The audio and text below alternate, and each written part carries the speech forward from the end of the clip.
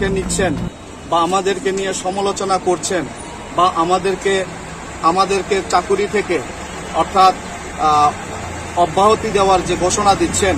যে কোর্ট আমাদের চাকুরি খেয়ে ফেলেছে, মাননীয় মুখ্যমন্ত্রীর কাছে অনুরোধ থাকবে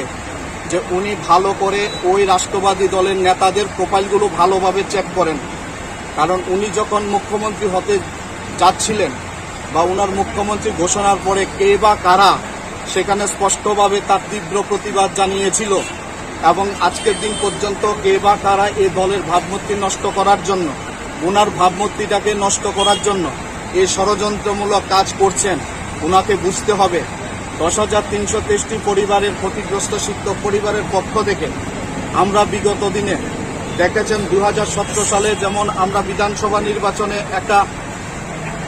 কঠিন লড়াই সংগ্রামের মধ্যে থেকে দাঁতে দাঁত কামড়ে যেভাবে আমরা 25 বছরের টানা সরকারের বিরোধিতা করেছিলাম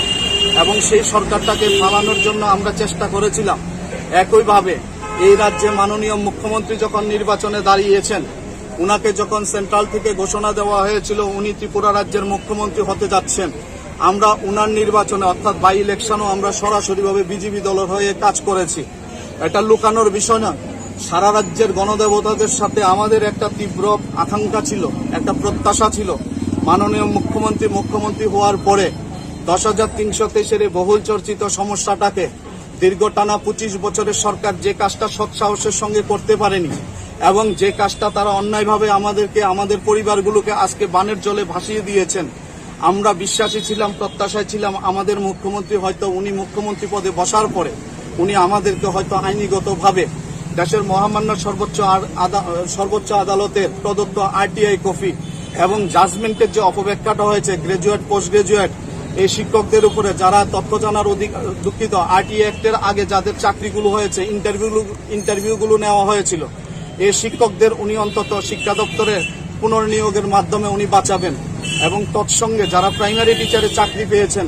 তারাও RTI অ্যাক্টের আগে তাদের ইন্টারভিউটা হয়েছিল।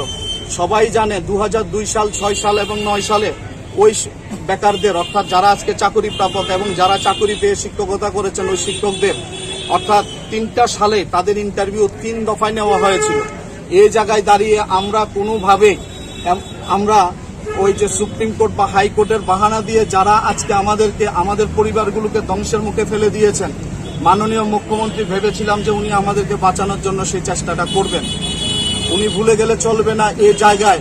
10,323টি পরিবারের উপর যে অন্যায়টা হয়েছে, পুরো রাজ্যের রাষ্ট্রবাদী সরকারটাকে প্রতিষ্ঠা করার জন্য জীবনটাকে হাতের মুঠো করে নিয়েই আমরা কিন্তু লড়াই করেছিলাম। আজকের দিনে যদি কেউ বলে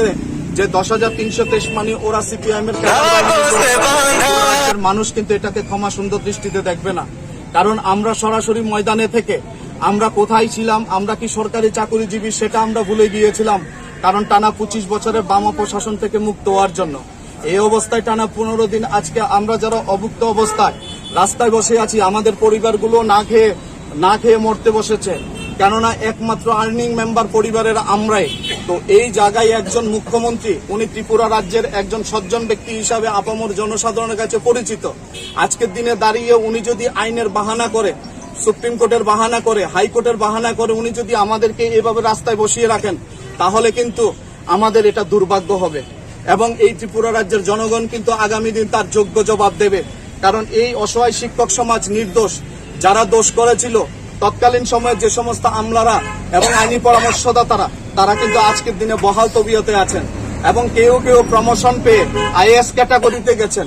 আমাদের অনুরোধ থাকবে, আপনারা যে তদন্ত কমিশনটা গঠন করেছেন সে তদন্ত কমিশনটা আজকে 2 বছর হয়ে গেল, কেন আপনারা জনসমক্ষে আনছেন না? মাননীয় মুখ্যমন্ত্রী মহোদয়, আপনার মতন একজন সুপণ্ডিত ব্যক্তি আমি মনে করি এবং আমরা ক্ষতিগ্রস্ত শিক্ষক মনে করে আপনি অন্তত এটা জনসমক্ষে তুলে ধরবেন। কেননা আপনাদের যে সরকারটা আছে পূর্বতন সরকারের নাই আইনের প্রতি বিদ্যাঙ্গুষ্ঠ দেখানোর সরকার না, এই সরকারটা হচ্ছে আইনের প্রতি বিশ্বস্ত সরকার এবং আইনকে বিশ্বাস করেন এবং সংবিধানকে বিশ্বাস করেন, আমরা সেটা মনে করি। আপনারা অন্তত এই ঘোটালাগুলো থেকে অর্থাৎ যে এত বড় একটা স্ক্যাম হয়েছে 10,323 উপর, প্রকৃত দোষীদের শাস্তি দিয়ে নিরপরাধ শিক্ষকগুলোকে আপনারা বিদ্যালয়ে পুনরায় বিদ্যালয়ে পাঠান এবং দেবপম সেখানে